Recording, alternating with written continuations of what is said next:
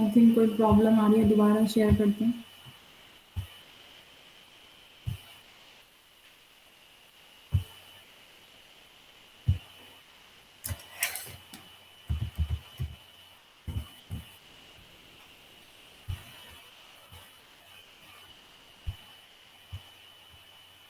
क्या बात, तुम सब ने अपनी क्लास वाले स्टूडेंट्स को पहले नहीं बताया था, अपने क्लासमेट्स को, कि ये वाला सब्जेक्ट शुरू हो रहा है?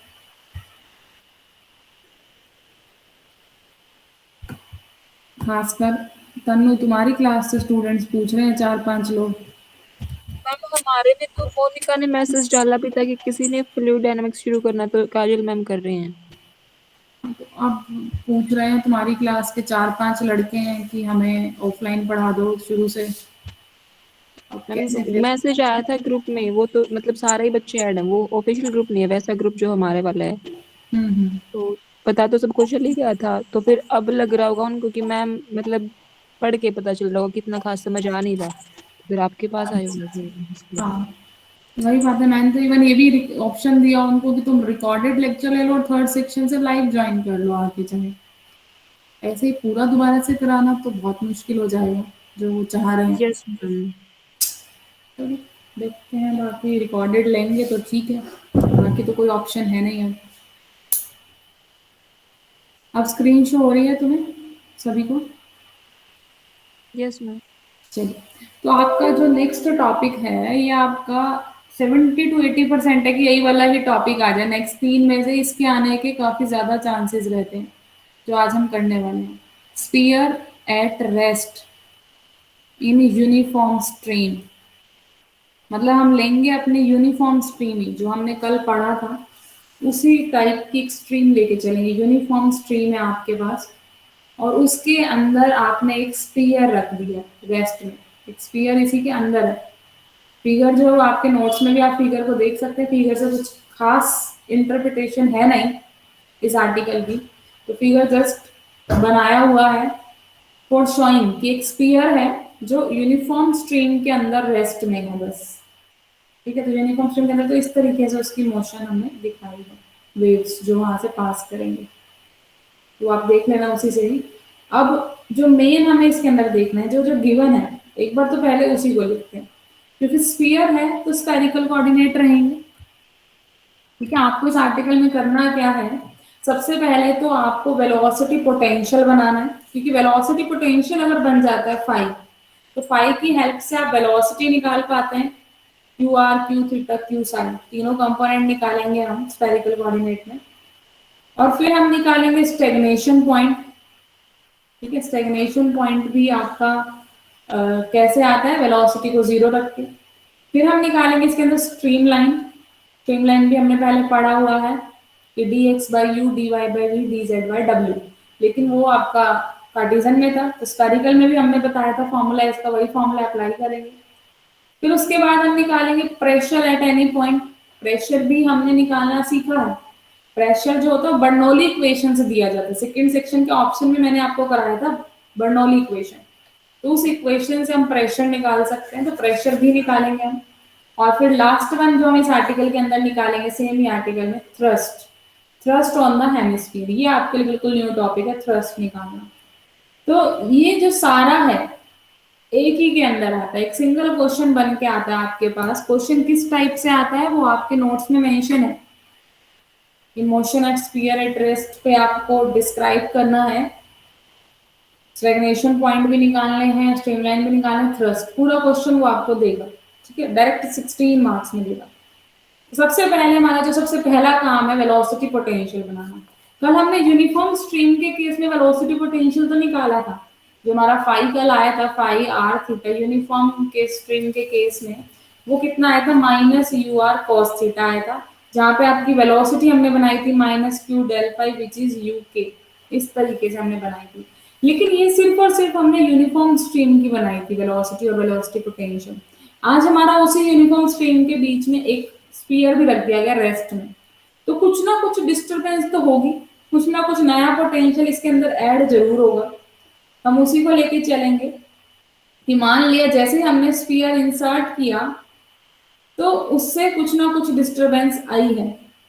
और वो जो डिस्टरबेंस है, हमने ये कहा है कि जैसे जैसे हम सेंटर से दूर जाएंगे, जैसे जैसे हम आर को टेंड टू इन्फिनिटी करेंगे, रेडियस को टेंडिंग टू इन्फिनिटी करेंगे, वैसे वैसे जो वो डिस्टरबेंस हो रही है आपकी, वो टेंडिंग टू जीरो हो जाएगी। डिस्टरबेंस मतलब परटर्बेशन लिख रहा है इस टर्म को। अगर आप इंग्लिश लैंग्वेज में डिक्शनरी सर्च करेंगे, परटर्बेशन का मीनिंग, उसका मीनिंग और कुछ नहीं, डिस्टरबेंस है कि जो डिस्टरबेंस हो रही थी स्फीयर के इंसर्ट होने से, जैसे ही हमने रेडियस टेंड टू इन्फिनिटी की, जैसे ही हम बहुत ही दूर चले गए तो डिस्टरबेंस उतनी ही कम होती जा रही है, डिस्टरबेंस टेंडिंग टू जीरो होती जा रही है। Perturbation of the uniform stream tend to zero as are tend to infinity. ठीक है, और हमें ऑलरेडी एक फाई तो पता ही है यूनिफॉर्म स्ट्रीम वाला, तो यूनिफॉर्म स्ट्रीम वाले फाई को हमने यहाँ पे नाम दे दिया फाई नॉट का, minus you R cos theta. ठीक है, अब जो आपने स्पीयर इंसर्ट किया उससे एक नया और आया होगा, तो जो मैं कंप्लीट पोटेंशियल बनाऊंगी पूरे फिगर का जो हमने लिया है सिस्टम का, वो क्या बनेगा, एक तो पहले वाला पोटेंशियल यूनिफॉर्म स्ट्रीम वाले का प्लस एक नया पोटेंशियल से फाई वन, जो डिस्टर्बेंस की वजह से नया पोटेंशियल आया है। तो पहले तो पोटेंशियल था minus you are cos theta plus phi one, और ये फाई वन कैसा होगा, ये कुछ प्रॉपर्टी सेटिस्फाई कर रहा होगा। पहली प्रॉपर्टी तो ये है कि ये लैपलास इक्वेशन को सेटिस्फाई करेगा।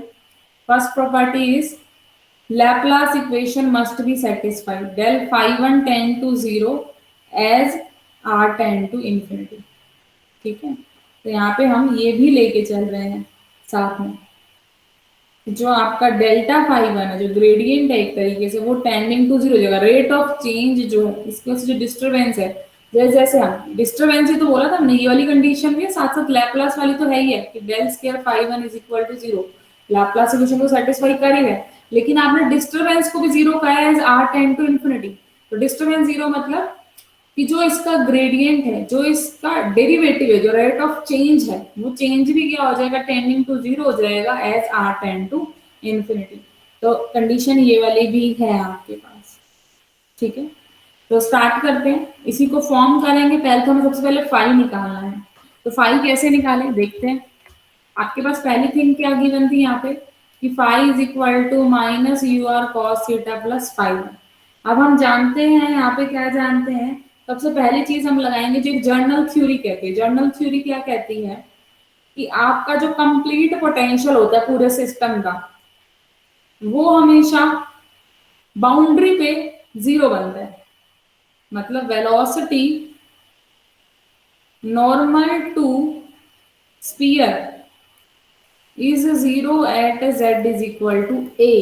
अगर मैं बाउंड्री की बात करूं तो उस पे जो वेलोसिटी नॉर्मल टू स्पीयर आएगी, स्पीयर के नॉर्मल मतलब रेडियस के अलोंग, वेलोसिटी मतलब q डॉट आर की वैल्यू की बात कर रहे हैं, q डॉट आर जो होगा वो जीरो हो जाएगा at z is equal to a पे। ये जर्नल थ्योरी कहती है कि जो स्पीयर का बाउंड्री होगी उसके अलोंग जो वेलोसिटी होगी normal to sphere at z is equal to a, वो हमेशा क्या होगी, जीरो होगी। नॉर्मल में कोई वेलोसिटी नहीं होगी, एक तरीके से ये कहने का मतलब बाउंड्री पे। ठीक है, तो जर्नल थ्योरी को सबसे पहले तो हम यूज करेंगे कुछ और यूज करने की बजाय। क्यू डॉट आर का मीनिंग क्या है, करली क्यू बाय करली आर, एक तरीके करली फाइव बाय, सॉरी यहाँ पे डेल फाइव भी लिख सकते हैं, कैसे बनेगा, सॉरी इसको दोबारा बनाते हैं, एक सेकंड रुक के, थोड़ा सा जल्दी लिख दिया हमने। हाँ, तो क्यू डॉट आर, क्यू क्या होता है, minus del five dot r is equal to zero. और डेल फाइव डॉट आर मैंने आपको निकालना चाहिए था कि ग्रेडियंट को आप जिस डायरेक्शन में लेते हो उसी का क्या आ जाता है, डेरिवेटिव। तो इन शॉर्ट आपको ये वाली कंडीशन पता है कि z is equal r is equal to a पे, बाउंड्री की बात हो रही है, तो r is equal to a पे आपका curl five by curl r कितना हो जाएगा, जीरो हो जाएगा। तो इसको यहाँ पे अप्लाई कीजिए, सबसे पहले जो नंबर वन इक्वेशन इसमें ये अप्लाई कीजिए फर्स्ट कंडीशन। कैसे अप्लाई करेंगे, डेरिवेटिव लीजिए दोनों तरफ, curly five by curly r is equal to zero दे रखा है आपको, तो यहाँ अगर हम डेरिवेटिव लेंगे, इधर तो क्या curly five by curly r, इसका with respect to r minus u cos theta plus curly five one by curly r. तो ये तो आपको दे रखा है zero on r is equal to a. ठीक है, तो आपके यहाँ से क्या आ गया, ये जीरो पुट करते ही curly five one by curly r की वैल्यू आ गई on boundary, on r is equal to a पे curly five one by curly r की वैल्यू कितनी आई है आपके पास, u cos theta is equal to curly five one by curly r on r is equal to a. साथ साथ ये भी गिवन था आपको कि जो डिस्टरबेंस है वो टेंडिंग टू जीरो हो जाएगी as are tend to infinity. तो इन दोनों को देखते हुए हम फाइव वन फॉर्म करना चाहते हैं। फाइव वन के लिए हमारे पास दो कंडीशन है, इन दोनों फाइव वन की कंडीशन को देखते हुए एक फाइव वन बना के आओ। कैसे बना के आऊं? अब आप मुझे बताइए मैं ए एन और बी एन की क्या वैल्यू लूं कि मेरे पास फाइव वन इसको सेटिस्फाई करे। जो हमने कल ए एन और बी वन निकाला था, ए एन और बी एन पोटेंशियल फंक्शन, मैं उसको दोबारा लिख देती हूँ एक बार आपके सामने, ताकि आप उसको देख के पहचान पाए कि मैं ए एन और बी एन की क्या वैल्यू चूज करूं। मेरी करली फाइव बाय करली आर तो बने यू कॉस थीटा, और डेल फाइव वन मेरा बने zero as are tend to infinity. तो क्या था हमारे पास, फाइव वन आर थीटा निकालना चाह रहे हैं। इन जर्नल तो हमारे पास ये था minus r of r a n r n plus b n r की minus n plus one into p n cos theta, ये था हमारे पास जर्नली। अब इसको देखते हुए मुझे बना के दिखाओ, हमें क्या बनाना है कि जब मैं इस फंक्शन का डेरिवेटिव करूं विद रिस्पेक्ट टू आर और उसमें आर को ए पुट करूं तो मेरे पास यू कॉस थीटा है, और जब मैं आर को इन्फिनिटी पुट करूं तो मेरा जो डेरिवेटिव है वो टेन टू जीरो हो जाए। ऐसा क्या लिया जाए?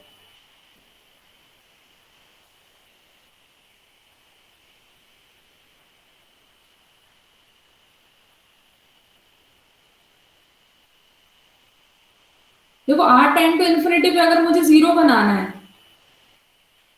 तो कहीं ना कहीं मुझे बाय में आर चाहिए ना, तभी तो r ten to infinity one by infinity zero हो जाएगा, और बाय में आर तो नेगेटिव टर्म से ही मिलेगा। और नेगेटिव टर्म में भी कम से कम आपको ऐसा चाहिए है जो डेरिवेटिव करने पे यू कोस थीटा भी छोड़े एक तरीके से। ठीक है ना, मैं ऐसा फंक्शन एज्यूम करना है। कैसे एज्यूम किया जाए? With respect to r derivative कर रहे हो तो मतलब यहाँ पे कहीं पे आर होगा तभी आर के respect derivative you cos theta है। मतलब यहाँ पे एन की वैल्यू वन भी चाहिए ताकि आर के रिस्पेक्ट डेरिवेटिव करूं तो आर खत्म हो। इट मीन्स मुझे एन की वैल्यू वन के लिए सिर्फ आंसर चाहिए, जैसे मैंने कल लिया था। ठीक है ना, उसी तरीके से हमें चलना है कहीं ना कहीं। अगर ध्यान से देखो मैं क्या कंस्ट्रक्ट करूँ इसको देखो सिर्फ, और कुछ नहीं करना है। एन को ले लो वन, ठीक है, उस केस में बी एन को ले लो, मतलब बी वन को ले लो, बी बी पुट कर दो, ठीक है, और सारे के सारे ए एन ले लो जीरो, और बाकी बी एन ले लो zero n greater than one के लिए। सिर्फ हमने नेगेटिव वाली टर्म रखी है सिर्फ और सिर्फ, क्योंकि नेगेटिव वाली टर्म से ही हमारा आर टेन टू इन्फिनिटी करने पे जीरो बनेगा। जैसे मैं पॉजिटिव वाली टर्म रखूंगी आर टेन टू इन्फिनिटी करने पे वो इन्फिनिटी की तरफ ले जाएगा। तो मुझे मतलब पॉजिटिव वाली टर्म तो सारी गायब ही करनी है, मतलब सारे के सारे ए एन तो जीरो ही करने हैं ऑटोमेटिकली। अगर ए एन एक भी रहा तो वो आर का पॉजिटिव नंबर देगा, और पॉजिटिव नंबर देते ही आर टेन टू इन्फिनिटी करने पे वो इन्फिनिटी पे चला जाएगा, हालांकि हमें जीरो चाहिए। तो इसकी कोई खास जरूरत नहीं है मुझे, यहाँ पे ए एन को तो मैं सभी को जीरो ही कर रही हूँ एक बार के लिए, और बी एन में से मैंने वन लिया ताकि आर टेन टू इन्फिनिटी करने पे जीरो आए, और यहाँ पे कॉस थीटा बचे क्योंकि पी वन कॉस थीटा कितना था, कॉस थीटा। ठीक है, तो ए एन बी एन ये चूज करके देखते हैं, फिर देखते हैं क्या हमारा फंक्शन ठीक बना है जो हम चाह रहे थे। तो देखते हैं हमारा फाइव वन क्या बन गया है। Five one r theta is equal to minus, minus बाहर था, ये बी बचा बी वन की जगह पे, एन को वन पुट करेंगे तो one plus one two, negative था इसलिए नीचे ले I R square into P one cos theta कितना होता है, सिर्फ कोस थीटा, सारे एन तो जीरो थे। तो फाइव वन गया है कंप्लीट। फाइव आर थीटा क्या बन गया, फाइव आर थीटा क्या था, five not plus five one. तो फाइव नॉट तो आप ऑलरेडी लिख चुके थे यूनिफॉर्म स्ट्रीम के केस में, कितनी आई थी five one minus u cos theta plus curl five one by curl are.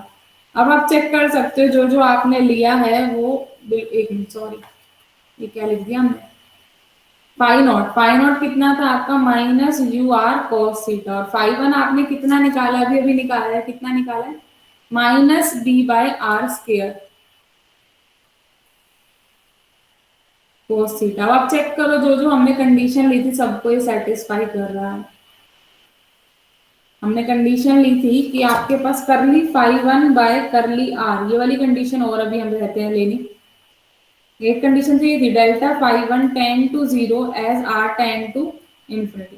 तो जो ये था देखो आर टेन टू इन्फिनिटी करना, समथिंग बाय इन्फिनिटी जीरो ही बनेगा, तो वो तो ठीक है फाइव वन वाला। एक और कंडीशन जो फाइव वन वाली आपकी थी वो क्या थी फाइव वन वाली, कि आपके पास curly five one by curly r u cos theta बने at r is equal to a. तो यहाँ पे करके देखिए आप इस कंडीशन को भी, करली फाइव वन बाई करली हम ये करेंगे तो यहाँ पे बी अभी कुछ ना कुछ कांस्टेंट बैठा है, तो वो निकालना भी हमारा बाकी है, फिर हम इस कंडीशन को चेक करेंगे ठीक है लास्ट में, क्योंकि अभी बी नहीं निकला हमारा। तो बी को कैसे निकाला जाए, बी को निकालने के लिए मैं क्या यूज कर सकती हूँ, है कोई हमारे पास एक थ्योरी जो हमने अभी ली थी, अगर मैं उसी थियोरटिकल एक्सपेक्ट को यहाँ पे यूज करूं।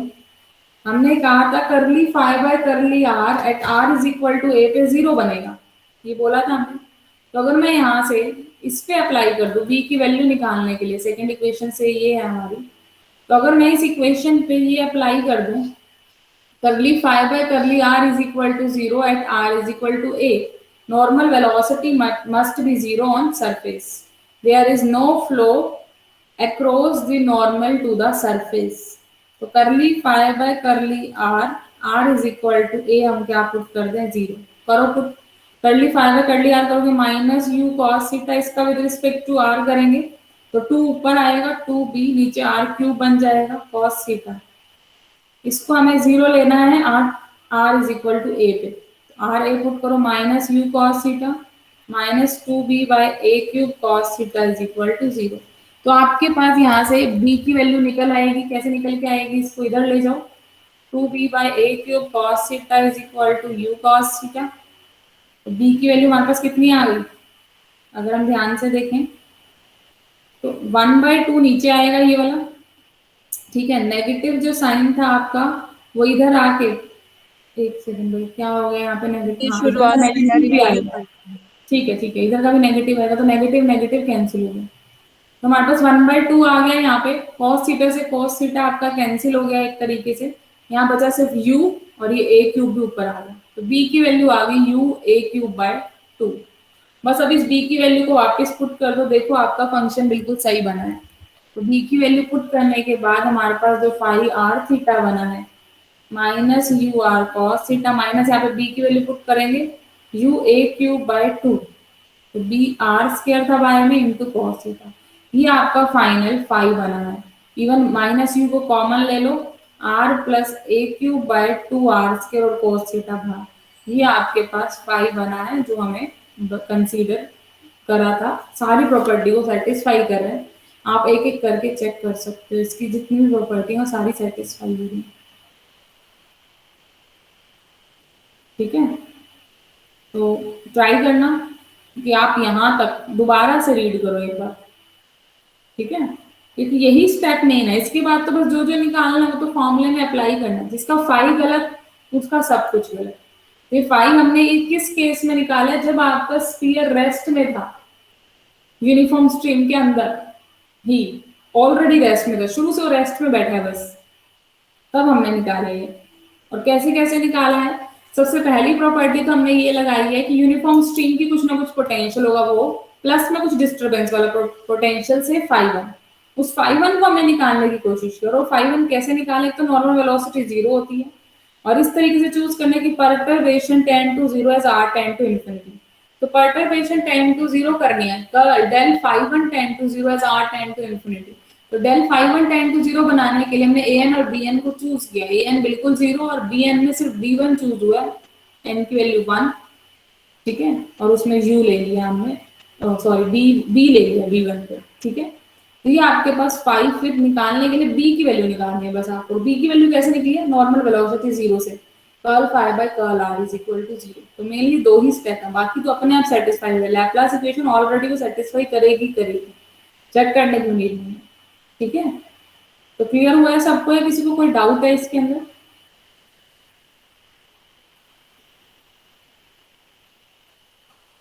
नो मैम, कोई डाउट नहीं है।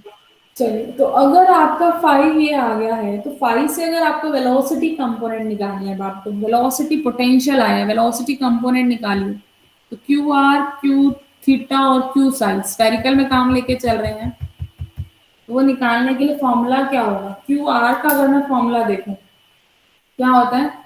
Minus curl five by curl r. ऐसे क्यू थीटा का formula minus one by r curl five by curl theta. Q psi का formula minus one by r sine theta q phi by q sine. देखो सबसे पहले तो ये वाला सबसे आसान है, विद रिस्पेक्ट टू साई तो टर्म ही नहीं है, ये तो जीरो यानी, क्योंकि एक्सियली सिमेट्री चल रही है शुरू से ही, फर्स्ट आर्टिकल ही हमारा वही, तो उसी से तो हमने ये बनाया है, ये तो जीरो ही आएगा। बचे ये दोनों।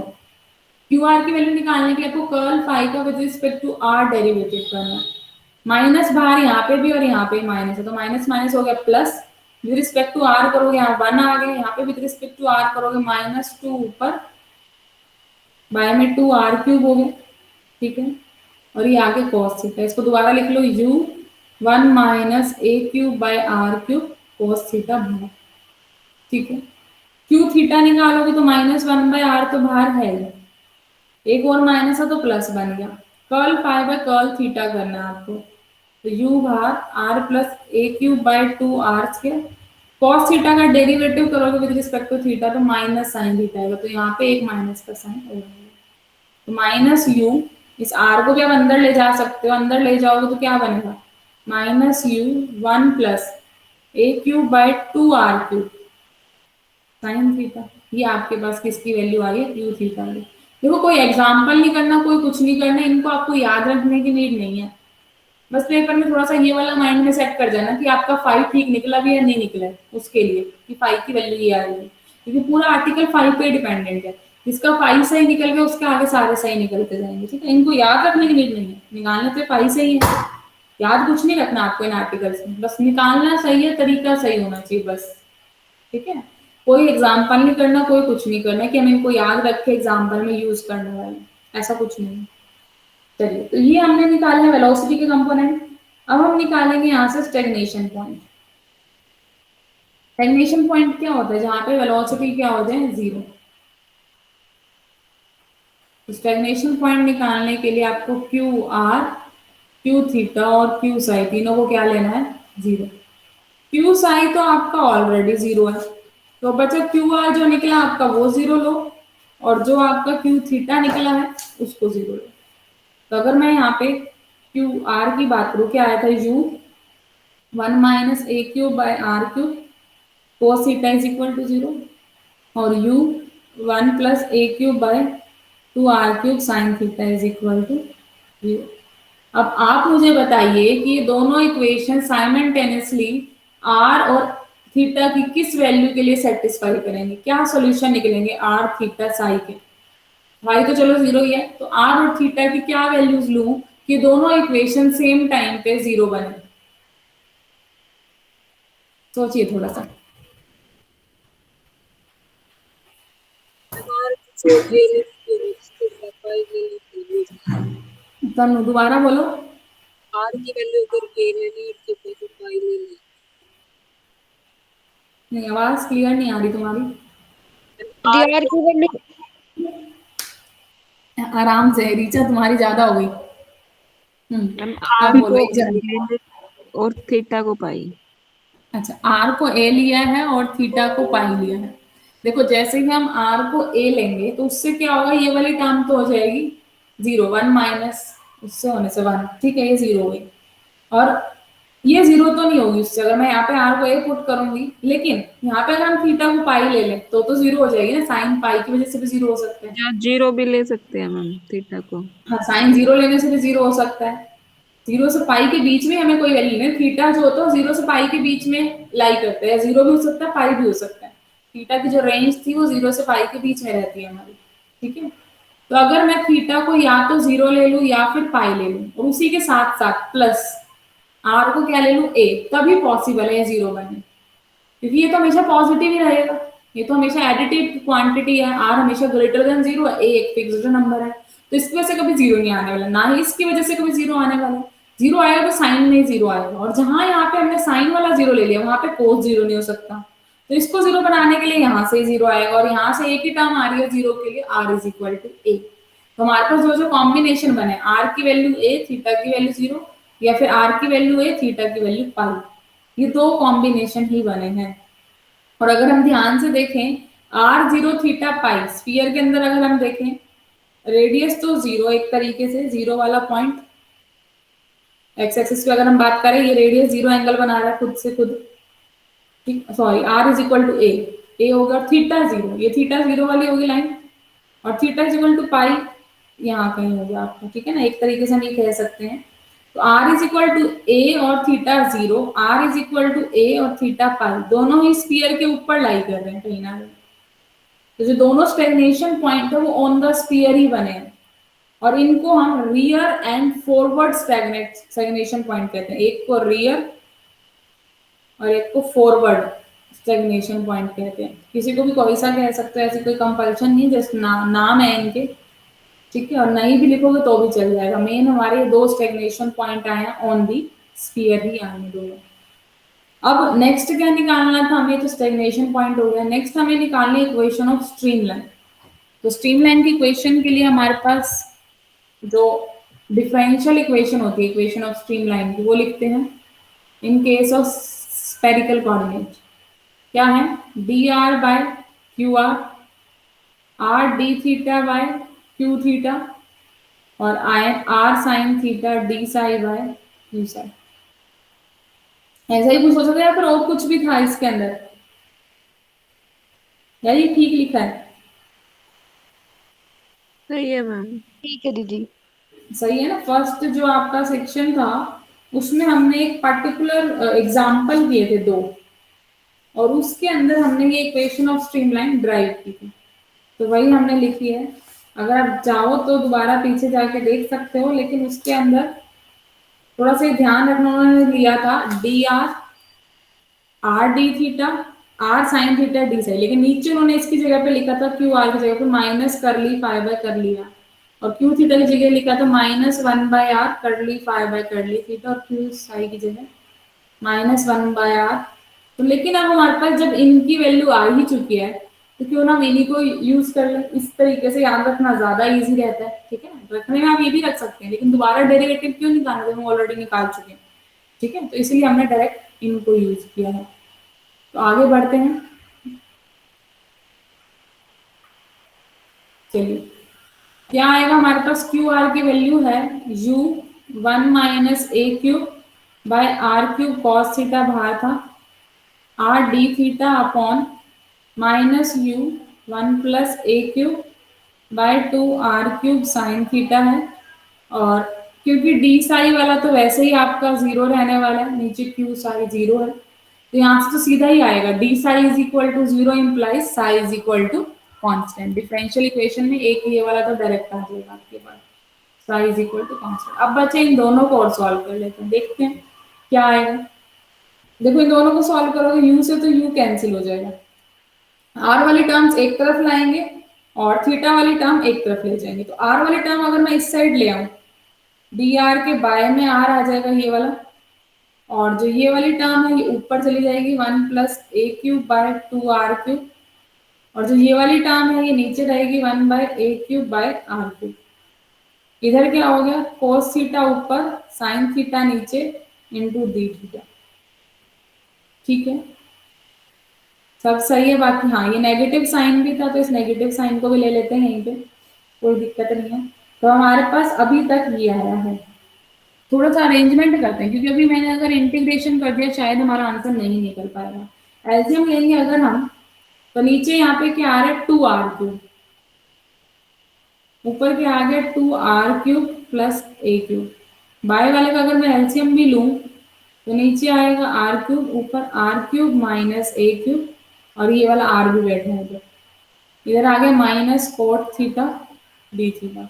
इस टू को अगर मैं इधर ले जाऊं कोई दिक्कत नहीं है, आर क्यूब से आर क्यूब कैंसिल हो गया एक तरीके से आपका, तो क्या बचा है आपके पास, two r cube plus a cube upon r cube minus a cube into r is equal to minus two cot theta d theta. क्या अभी हम इसका डेरिवेटिव करेंगे तो कुछ बात बन सकती है, इंटीग्रेट सॉरी, कुछ मिल रहा है आपको यहाँ से अगर हम इसका अभी इंटीग्रेशन कर दें। क्या एडजस्टमेंट करें हम यहाँ पे, अगर ऊपर से मैं आर स्क्र कॉमन ले लू, नीचे से भी आर स्क्र कॉमन ले लू, ऊपर से आर स्क्र कॉमन लेके 2r plus a cube r की -2 आ जाएगा, नीचे से आर तो बाहर पहले है ही, आर ही कॉमन ले रहे हैं एक तरीके से, तो r square minus a cube r की -1, ठीक है, डी आर, और यहाँ पे क्या होगा -2 कॉट थीटा डी थीटा। तो आर स्क्र से आर स्क्र कैंसिल, देखो ये इसी का डेरिवेटिव बैठा हुआ है, ध्यान से देखोगे तो अगर हम इसको t सब्स्टिट्यूट कर दे तो ये उसी का डेरिवेटिव है, आर स्क्र का 2r -2 जो है आपका यहाँ पे जो सॉरी -1 आ जाएगा प्लस ए क्यूब आर की -2 बन जाएगा, तो ये इसी का डेरिवेटिव बैठे। तो अब हम इसका इंटीग्रेशन कर सकते हैं इजीली, इंटीग्रेशन करोगे क्या आ जाएगा, लॉग ऑफ टी, तो टी हमने इसी को लिया है इज इक्वल टू, यहाँ क्या आ जाएगा -2 कॉट थीटा का derivative log sine theta plus ले लेते हैं कांस्टेंट log c1, तो log वाली टर्म इकट्ठी करो, यहाँ से हो गया log, देखो r square by a cube by r है आपका ये, इधर हो गया आपका log इकट्ठा किया तो ऊपर चला गया साइन की पावर 2, ठीक है, और नेगेटिव साइन बैठा है प्लस log c1।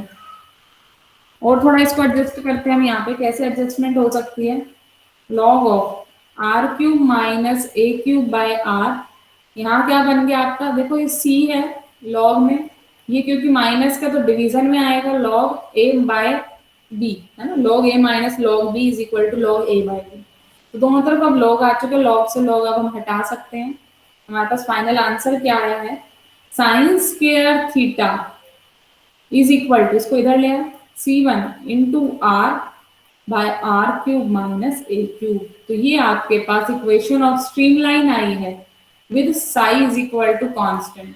दो इक्वेशन लेते हैं, तो दोनों हमारे पास क्या आ गए, इक्वेशन ऑफ स्ट्रीमलाइन, अलग अलग सी की वैल्यू के लिए हमारे पास अलग अलग आंसर आ जाएगा। अगर हम सी को 0 चूज कर लें, सी को 0 चूज कर लें तो साई इज इक्वल टू 0, मतलब एक्सिस ऑफ सिमेट्री के अलोंग, एक्सिस ऑफ सिमेट्री के अलोंग आपका स्ट्रीमलाइन आ गई, अगर साइज इक्वल टू 0 चूज करें तो। ये जस्ट आगे की तो लैंग्वेज है, चाहे ना भी लिखो, लेकिन मेनली जो स्ट्रीमलाइन है वो आपकी यही निकलनी चाहिए जो हमारी निकली है इसी फॉर्म में, तभी आपको कंप्लीट मार्क्स मिलेंगे। तो क्लियर है सबको? Yes ma'am. ठीक है, तो अब जो नेक्स्ट आपका इसी के अंदर जो आर्टिकल है, इसी के अंदर ही प्रेशर एट एनी पॉइंट, इसी का सेक्शन है, pressure at any point. I think वो हमें कल करना चाहिए, आज के लिए ज्यादा ना हो जाए, नया टॉपिक है बिल्कुल आपके लिए। तो प्रेशर और थ्रस्ट ये दोनों ही हम कल करेंगे, लेकिन इससे पहले आप अपना बर्नौली इक्वेशन एक बार फिर से रिवाइज कराना जो कराई थी, उसका रिजल्ट खासकर किस केस में कौन सा रिजल्ट था, ठीक है, तो उसको रिवाइज करके आना, फिर हम आपका आगे काम करेंगे। किसी को कोई डाउट तो नहीं है आज वाले काम में, तो पूछ लीजिए।